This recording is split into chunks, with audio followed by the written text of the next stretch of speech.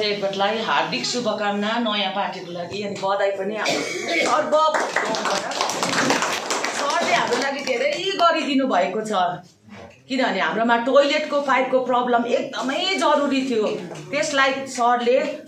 त्यो समस्याको समाधान गरिदिनु भयो त्यसको लागि चाहिँ सरलाई धेरै धेरै धन्यवाद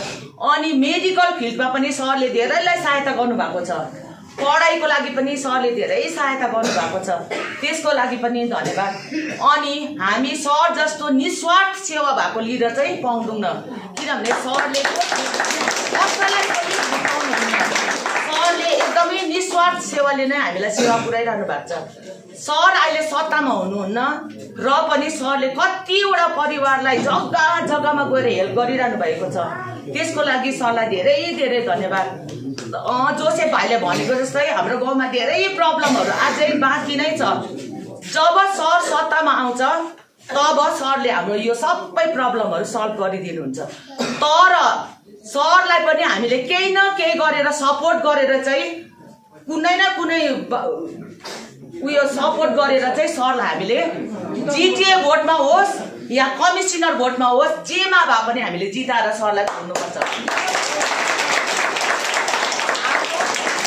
हाम्रो गाउँ नवीन ग्राममा सबभन्दा बेसी टाउबरी एरियामा सबभन्दा बेसी भोट हाम्रो गाउँमा छ हाम्रो गाउँमा भएको तर त्यो सबै भोट चाहिँ हामीले सरलाई दिएर चाहिँ सरलाई जिताउनुपर्छ सरलाई जितायो भने चाहिँ सरले हाम्रो गाउँको कुनै न कुनै कुरोहरूको चाहिँ सल्भ गरिदिनुहुन्छ भन्ने म आशा राख्दछु सरलाई म यो बाचा गर्छु सर तपाईलाई हामी सबै सर्व गाउँ परिवार तपाईलाई नै उयो गर्छौँ अब भोट दिएर जिताउने कोसिस गर्छौँ तर अब बिचमा कति त निस्किन्छ तिनीहरूलाई पनि कन्भिन्स गर्ने उयो गर्छ आजको मिटिङ चाहिँ कसरी भयो भन्दाखेरि चाहिँ आजको मिटिङ चाहिँ हिजो बेलुका फोन आएर चाहिँ एकदमै जरुरी अपरझट भएको कारण चाहिँ विकास भाइ र रिदमहरूको नेतृत्वले गर्दा यो मिटिङ भएको हामीलाई पनि थाहा थिएन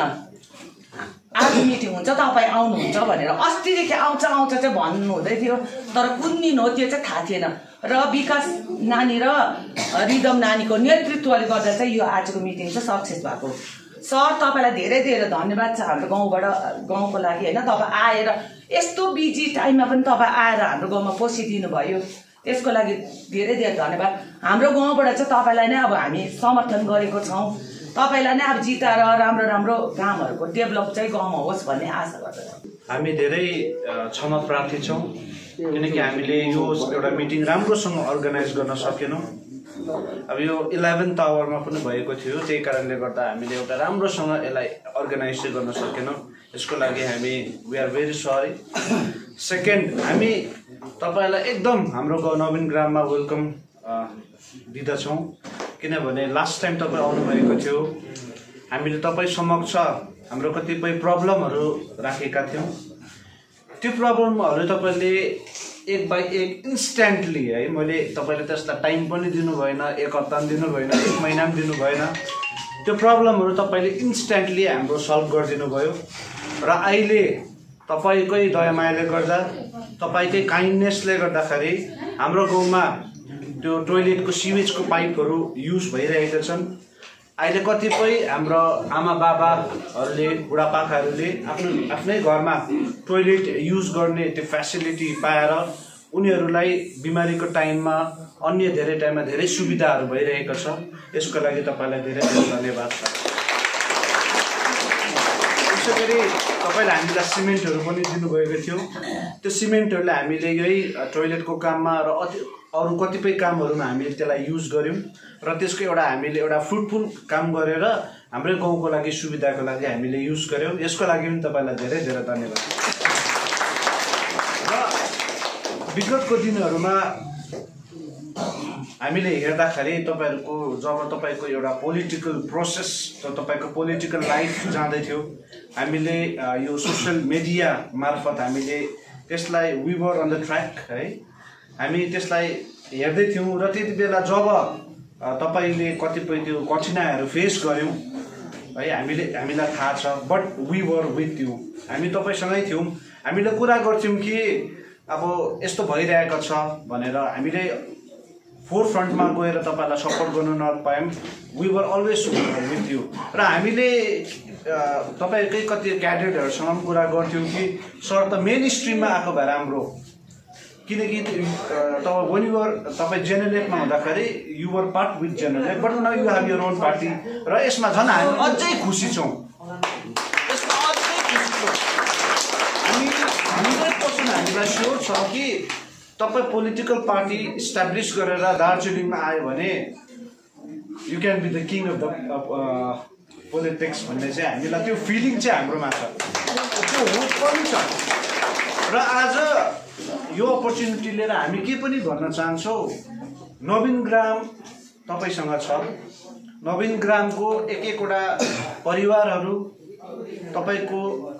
आउने दिनहरूमा आउने कति पनि पोलिटिकल इलेक्सन्सदेखि लिएर कतिपय कामहरूमा वी विल सपोर्ट यु हामी छौँ तपाईँको लागि नवीन ग्राम परिवार सारा परिवार नै तपाईँको ऋणी भएको छ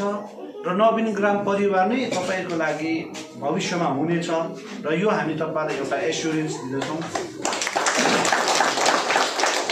र तपाईँले विगतको टाइममा भन्नुभएको थियो कि we will keep in touch है र we will keep that touch always with us अन्त यो आउने दिनहरूमा पनि अब अझै पनि हाम्रो गाउँमा समस्याहरू धेरै छन् अहिले हामी त्यो समस्याहरू तपाईँहरूलाई बताउँदैनौँ किनकि अहिले हामीलाई थाहा छ कि तपाईँ under what process you are going through भनेर है र विगतको दिनहरूमा हामी जति पनि हाम्रो प्रब्लम थियो तपाईँले सल्भ गरिदिनु भयो र हामी अहिले हाम्रो प्रब्लमहरू तपाईँलाई देखाउँदैनौँ तर अहिले हामी तपाईँलाई हाम्रो सपोर्ट दिन चाहन्छौँ कि नवीन ग्राम इज विथ यु भनेर र आज तपाईँ र तपाईँको टोली आइदिएकोमा फेरि हाम्रो हृदयको अन्तरालबाट हामी तपाईँलाई मुरी मुरी धन्यवाद चढाउँदछौँ 40 साल अगाडि त बजारमा कल खोल्दा पानी आउँथ्यो नि त नि हैन आज 35-40 सालमा कल खोल्दा पानी छैन नालीहरू मैलै छ एक पानी झरी आयो भने बजार त फ्लड भएर जान्छ अनि यो सानो कुरा गर्नु सक्ने नेताहरूले जातिको उत्थान गर्छ जस्तो चाहिँ मलाई पटक्क लागेको छैन अनि साधारण जनताले पनि अब चाहिँ विश्वास गर्नु हुँदैन यो पार्टी मेरो पार्टी होइन एक होइन दुई होइन तीन होइन म यसको लागि सबै अध्यक्षता म बस्दिन पनि होला म पछि मेरो छोरा मेरो छोरी होइन यो जनताको पार्टी हो त्यसकारण जनताले नाम चुज गर्नुपर्छ अनि यो 4टा नाममा म तपाईहरुलाई सोध्न चाहन्छु हात उठाएर भन्नुहोस् हैन नम्बर 1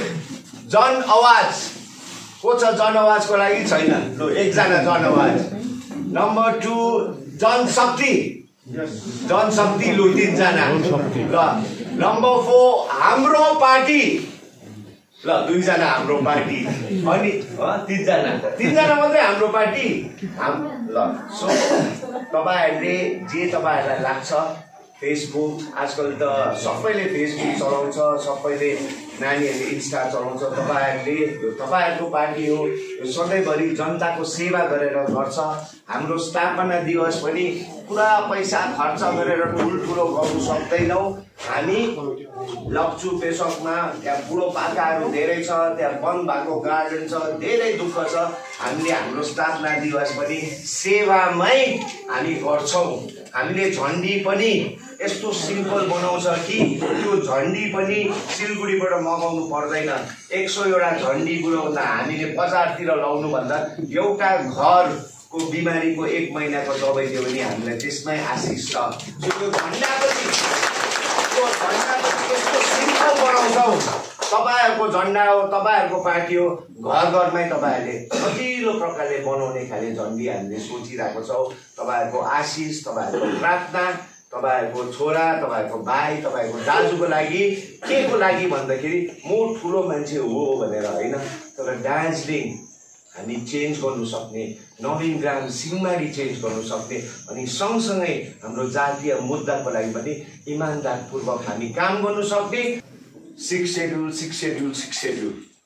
त्यहाँ 2007 मा फेरि गोर्खाल्यान्ड 35 साल गएछ हेर्नुस् त तपाईँहरूको छोराहरूको तपाईँहरूको नानीहरूको उमेर गइसक्यो 35 साल। गोर्खाल्यान्ड गोर्खाल्यान्ड गोर्खाल्यान्ड यो मुद्दा भन्ने चिज नराम्रो होइन, हाम्रो सबैजनाको ढुकढुकी छ। तर यस्तो पार्टीहरू जुन चाहिँ गोर्खाको राष्ट्रियलाई मुक्ति, आमा दामी नाम नि, हरियो झन्डालाई माया छ, दामी नाम, काम चाहिँ जिरो, काम चाहिँ जिरो। गोर्खाको जनलाई मुक्ति दिने दामी नाम हो, भाइहरूलाई माया छ होला, तर काम गर्ने चाहिँ के भयो? हाम्रो यो नयाँ पार्टी जातिको मुद्दामा पनि अगाडि बढ्छ, तर व्यक्तिको मुद्दा जुन चाहिँ 35 साल चाहिँ व्यक्तिको मुद्दालाई चाहिँ अनदेखा गरेको छ, त्यो पनि हामी काम गर्नु अवश्य गर्छौँ। व्यक्तिको मुद्दा के हो? व्यक्तिको मुद्दा कल खोल्दा पानी, व्यक्तिको मुद्दा हाम्रो नानीहरू एजुकेसन गरेर यो बेरोजगारको डिप्रेसनमा नजाओस्। व्यक्तिको मुद्दा के हो? व्यक्तिको मुद्दाखेरि हाम्रो आमा बाउ बिमार हुँदाखेरि सिलगढी लानु नपरोस्, यो व्यक्तिको मुद्दा। तर व्यक्तिको मुद्दामा चाहिँ अनदेखा गरेको छ। हामी जातीय मुद्दा पनि अगाडि बढाउँछौँ इमान्दारपूर्वक, व्यक्तिको मुद्दा पनि अब पछि हट्नु हुँदैन। तपाईँहरूको टोइलेटको कुरा गर्नुभयो नि, म तपाईँहरूलाई एउटा एक्जाम्पल दिन्छु। 40 साल 50 साल अगाडि मेरो बाजेले बागडोग्रा सिलगढीको अलिकति 60 साल भयो होला, त्यहाँ एउटा होटेल हाम्रो आज छ, मरिनास भन्ने होटेल छ, मेरो भाइले हेर्दैछ। त्यति बेला मेरो बाजेले त्यहाँ सिलगढीमा घर बनाउँदाखेरि टोइलेट चाहिँ घरभित्र, जस्तै आज तपाईँहरूको टोइलेट घरभित्र छ नि, त्यो समय 60 वर्ष अगाडि बागडोग्रामा घर बनाउँदाखेरि त्यहाँको बेङ्गोली समुदाय, आदिवासी समुदायले के भनेको अरे, अबै यो एडवर्ड साहब त पक्ला रहेछ, घरभित्रै टट्टी गर्दो रहेछ भनेको अरे। त्यति बेला यो 40 सालको अन्तरालमा सिलगढी कहाँ पुग्यो भन्नुहोस् त? दार्जिलिङ के थियो, सिलगढी के थियो? सिलगढीमा डकैत लाग्थ्यो, मलेरिया लाग्थ्यो, मस्किटो लाग्थ्यो। आजको दिन सिलगढी कहाँ पुग्यो? अनि दार्जिलिङ हेर्नुहोस् त, दार्जिलिङ भन्ने ठाउँ एजुकेसनमा नम्बर 1। मेरो सँगै क्लासमेट पारसा थियो, सँगै क्लासमेट पारसा, जो चाहिँ नेपालको राजाको छोरा, भुटानको राजाहरू यहाँ पढेको, बाहिरबाट आएको यहाँ मान्छेहरू। आजको दिनमा 40 साल अगाडि त बजारमा कल खोल्दा पानी आउँथ्यो नि त नि, होइन? आज 35-40 सालमा कल खोल्दा पानी छैन, नालीहरू मैलै छ, एक पानी झरिआयो भने बजार त फ्लड भएर जान्छ। अनि यो सानो कुरा गर्नु सक्ने नेताहरूले जातिको उत्थान गर्छ जस्तो चाहिँ मलाई पटक्क लागेको छैन। अनि साधारण जनताले पनि अब चाहिँ विश्वास गर्नु हुँदैन। यो पार्टी मेरो पार्टी होइन, 1 होइन, 2 होइन, 3 होइन। म यसको लागि सबै अध्यक्षता म बस्दिन पनि होला। म पछि मेरो छोरा मेरो छोरी होइन, यो जनताको पार्टी हो। त्यसकारण जनताले नाम चुज गर्नुपर्छ। अनि यो 4टा नाममा म तपाईहरुलाई सोध्न चाहन्छु, हात उठाएर भन्नुहोस्, हैन? नम्बर 1 जन आवाज को छ? जन आवाजको लागि छैन, लु एकजना जन आवाज। नम्बर 2 जनशक्ति, जनशक्ति, लु 3 जना। ल नम्बर 4 हाम्रो पार्टी, ल 2 जना हाम्रो पार्टी। अनि 3 जना मात्रै हाम्रो पार्टी। ल सो तपाईहरुले जे तपाईहरुलाई लाग्छ, फेसबुक आजकल त सबैले फेसबुक चलाउँछ, सबैले नानीहरूले इन्स्टा चलाउँछ। तपाईहरुको पार्टी हो, यो सधैँभरि जनताको सेवा गरेर गर्छ। हाम्रो स्थापना दिवस पनि पुरा पैसा खर्च गरेर ठुलो गर्नु सक्दैनौँ। हामी लप्चु पेसोकमा त्यहाँ बुढोपाकाहरू धेरै छ, त्यहाँ बन्द भएको गार्डन छ, धेरै दुःख छ। हामीले हाम्रो स्थापना दिवस पनि सेवामै हामी गर्छौँ। हामीले झन्डी पनि